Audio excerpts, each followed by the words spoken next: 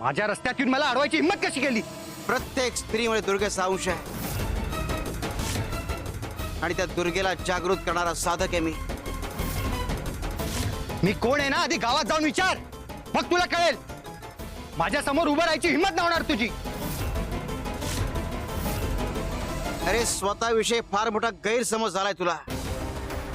काय रे, बायकांवर हात टाकतोस, गोर गरिबांवर अत्याचार करतोस. अरे कोतवालाचा पुतण्या या व्यतिरिक्त जो कर्तृत्व आहे काय? ऐक खावेस, रिकाम टेकडायस. ए मला आव्हान देतोस काय? इथेच बोलवीन तुला.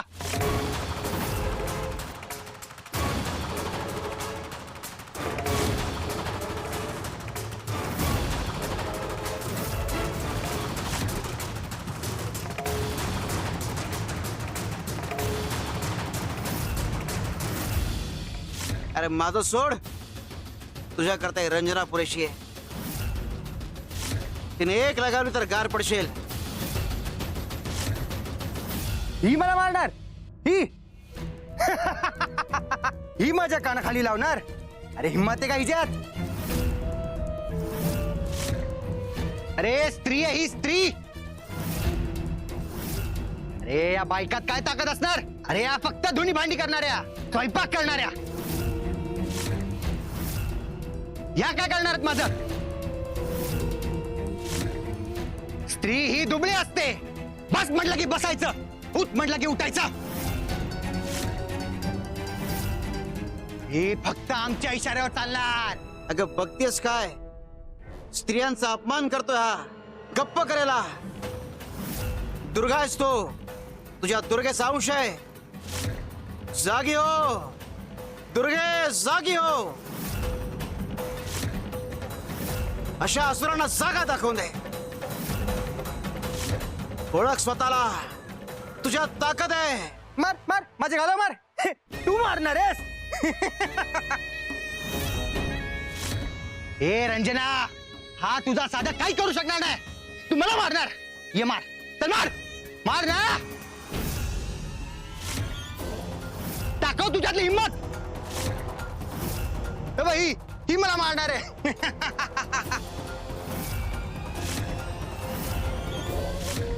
ये मार. दुर्गे जागी हो, जागी हो.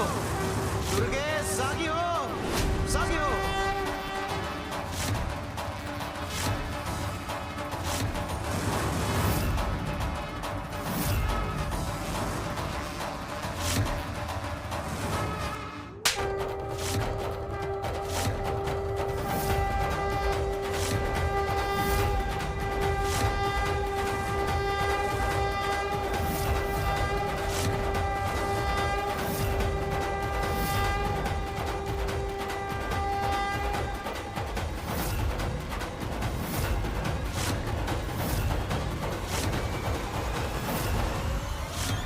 याचा बदला मी घेणार. सोडणार ना मी तुला.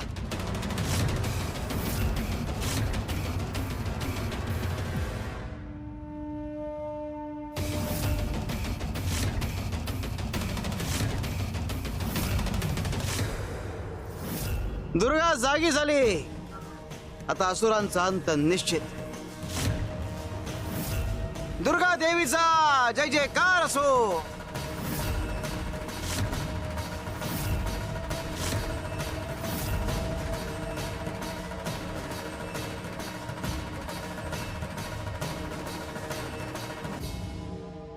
अगं काय केलंस रंजना तू हे? त्या माणसाच्या नादी लागून तू अभिरामवर हात उचललास. अभिराम आता तुला सोडणार नाही. तुझे तो असे हाल करेल ना, 7 जन्म लक्षात राहतील. अगं रंजना, तो माणूस आता तुझ्या वेळेला धावून आला. दरवेळेस येणार आहे का तुझ्यासाठी? अगं तो पुरुष असूनही अभिरामला भिडला नाही. त्याने स्वतः काहीच केलं नाही आणि तो स्वतःच घाबरलाय. रंजना, आता तुझं काही खरं नाही. अगं तो अभिराम कोणालाच सोडत नाही आणि त्यात तू त्याच्या कानाखाली मारलीस. मी हे कसं केलं? आता काय होणार माझं स्वामी? स्वामी, हिचं रक्षण करा.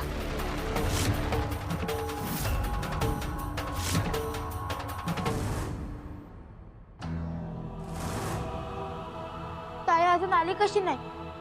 मी जाऊन बघतो. काय देवेश, तू ठीक आहेस ना? मी बरी आहे देवेश.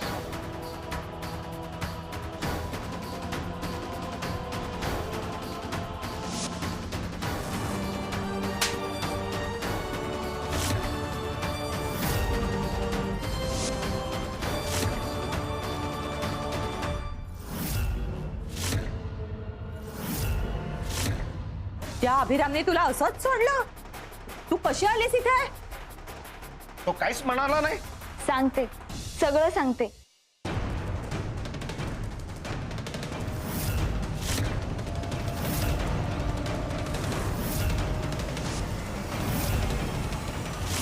त्याला चांगली अद्दल घडवली आहे. अगं मूर्ख मुली, काय केलंस हे? अभिरामवर हात उचललास, कोतवालाच्या माणसावर हात उचललास.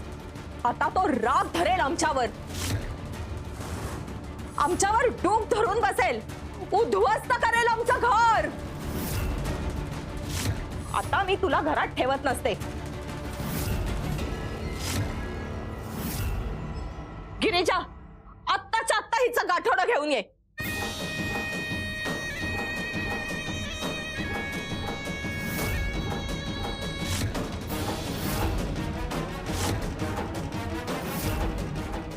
हे घे आणि चालती हो इथून. ताईला बाहेर नका काढू. तू पण निघ. उचल तुझं गाठोड आणि निघ माझ्या घरात. थांब.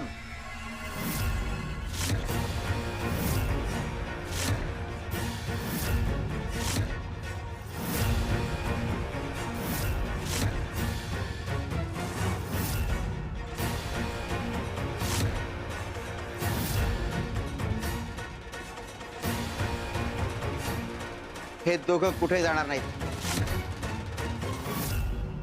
हे घ्या, वाचा.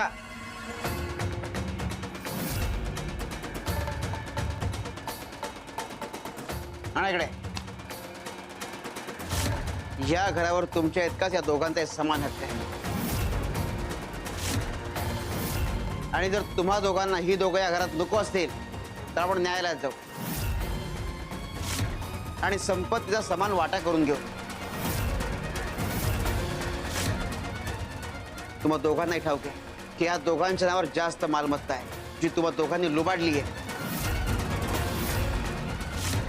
सगळे कागद आहे माझ्याकडे, सगळ्यांचा हिशोब आहे माझ्याकडे. हे कागदपत्र याच्याकडे कशी आले? मला काय माहिती?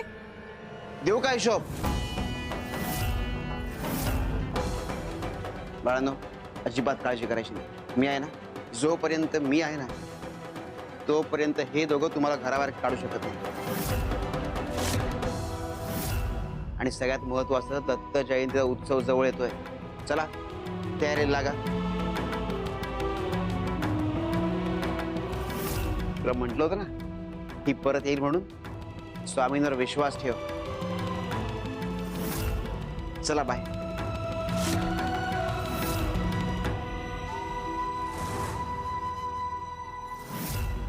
ह्याने कितीही बचाव केला तरी अभिरामचा अहंकार दुखावला गेलाय.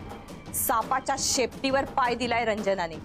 आज न उद्या फिरून दंश करणार असतो.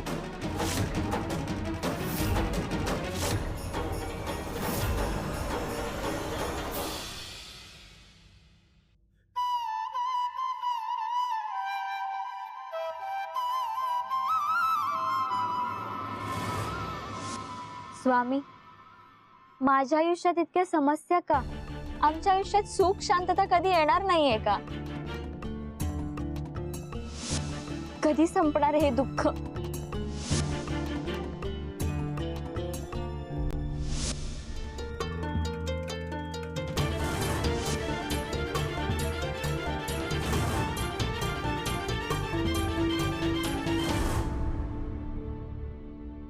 अरे, तुमच्या प्रश्नांची उत्तरं द्यायलाच तर आलोय मी. एक काम कर, हा कमंडलू घे आणि अंगणातल्या या टोकापासून त्या टोकापर्यंत चक्कर मार. पण एक काळजी घ्यायची, या कमंडलू मधलं पाणी सांडता कामा नये. मामा, हे कसं शक्य आहे? चालताना तर पाणी हलणारच. ताई चालली तर याच्यातलं पाणी सांडणारच ना. प्रयत्न तर कर. जा.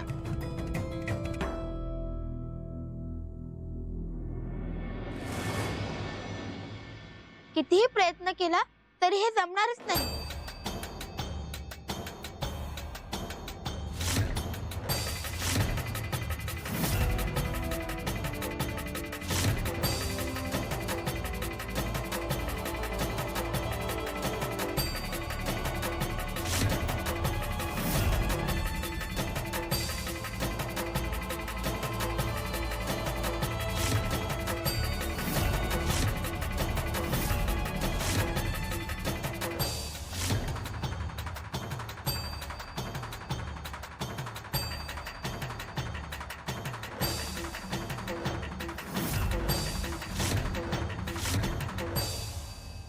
मामा, मला हे नाही जमलं.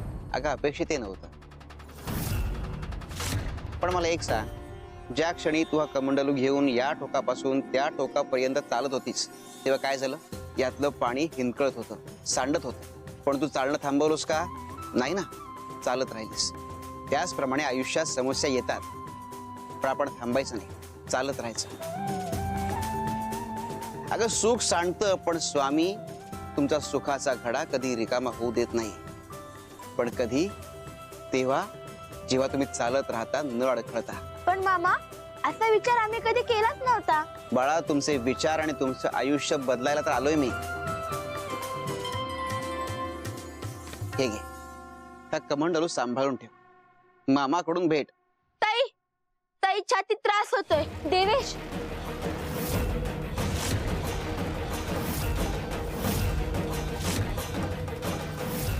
आता काय सांगितलं मी? हो, मी आता घाबरणार नाही. प्रत्येक संकटाला सामोरं जाणार. आणि मीही तुला खात्री देतो, उद्या दत्त जयंतीला तुला अनुभूती येणार आणि तुझ्या आयुष्यातली एक समस्या दूर होणार.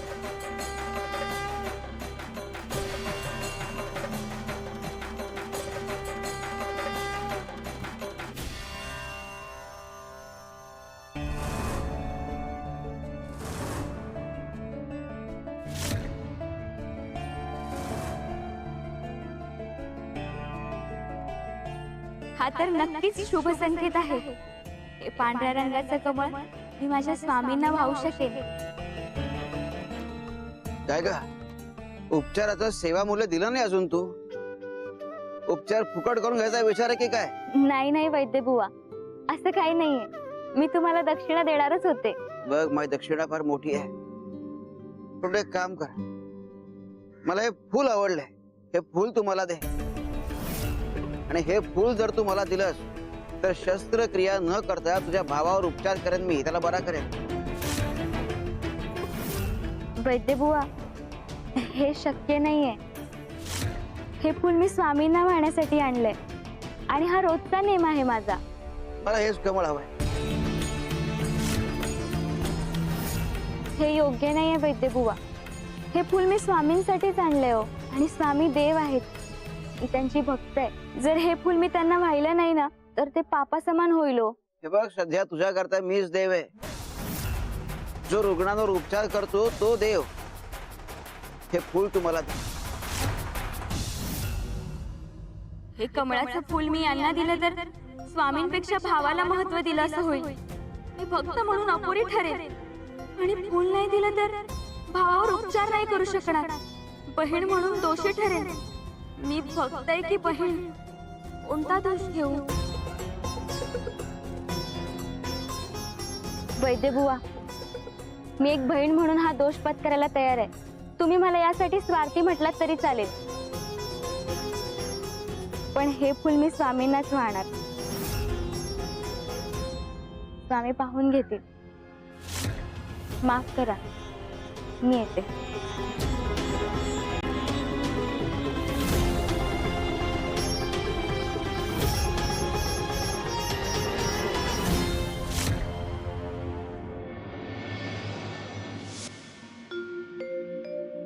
स्वामी, हे कमळ विशेष आहे.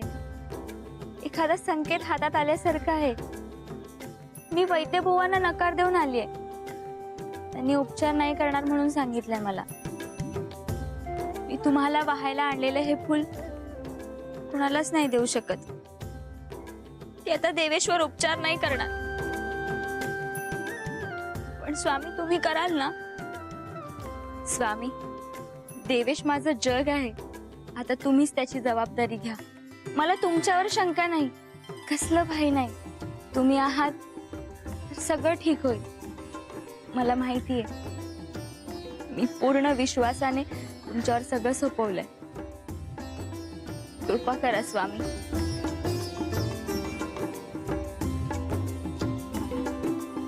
बाळा, जे भक्तीला समर्पणाला तोड नाही, भक्ती पुढे स्वार्थाचा विचार केला नाही.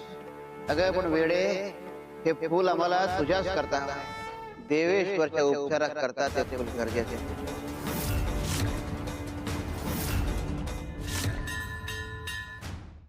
रंजना, मामा तुम्ही? अगं हे फूल वैद्यांनी मागितलं होतं ना. पण तुम्हाला कसं कळलं? हे बघ, मला कसं कळलं ते महत्वाचं नाहीये. पण तू हे फूल वैद्यांना नेऊन दे बरं. मामा, पण स्वामींसाठीचा नेम कोणाला कसा देऊ मी? अगं वैद्य म्हणजे साक्षात देव, आणि कुणी सांगावं? स्वतः स्वामींनी वैद्याच्या रूपात येऊन हे फूल मागितलं असेल तर? हे बघ, बाकी मला काही ठाऊक नाही. तू पहिले फूल घे आणि वैद्यांना नेऊन दे, आणि जाताना कमंडलू घेऊन जा. वैद्य त्या कमंडलू मध्ये औषध देतील. जा बर.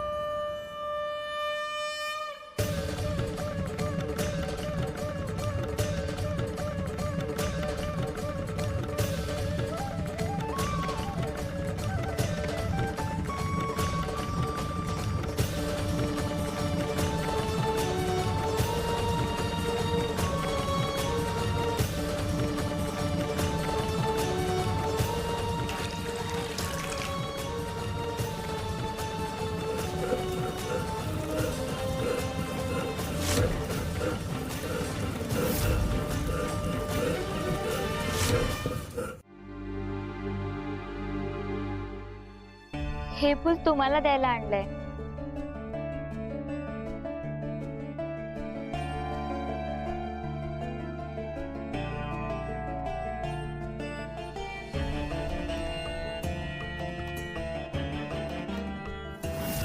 काय ग, स्वामींपेक्षा जास्त महत्व मला देतेस? तुझा विचार बदलला कसा? मामाने माझा दृष्टिकोन बदलला. तो म्हणाला, स्वामी सगळ्यांच्यात असतात. जिथे जीव वाचवण्याचं काम असतं तिथे स्वामी असतात. आणि स्वामींची झलक मला तुमच्यात दिसते.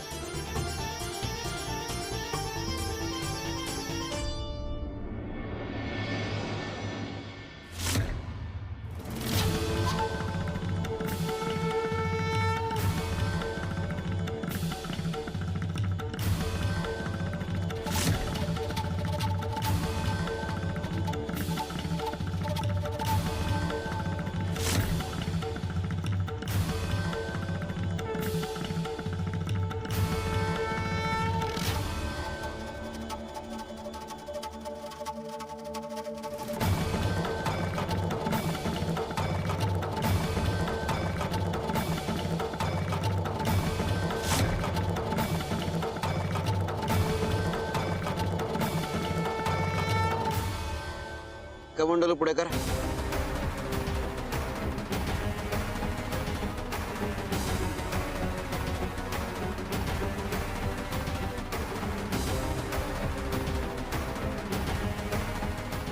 हे घे.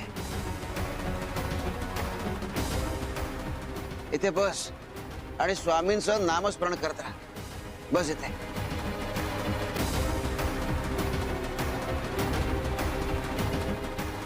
तू बस इथे.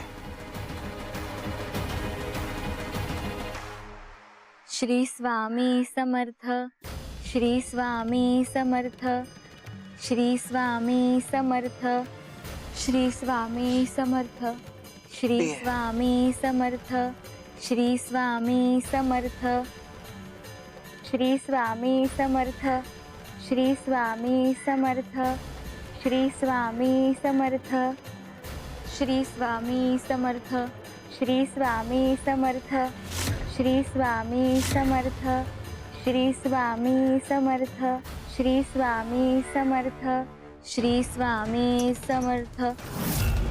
देवेश,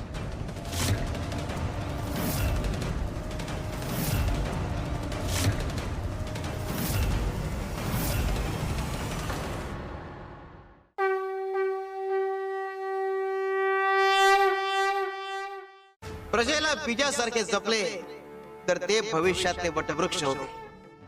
लहान रोपट जीवापाड जपावं, कारण तेच रोपट मोठं झाड होऊन सावलीही देतं आणि फळही देतं.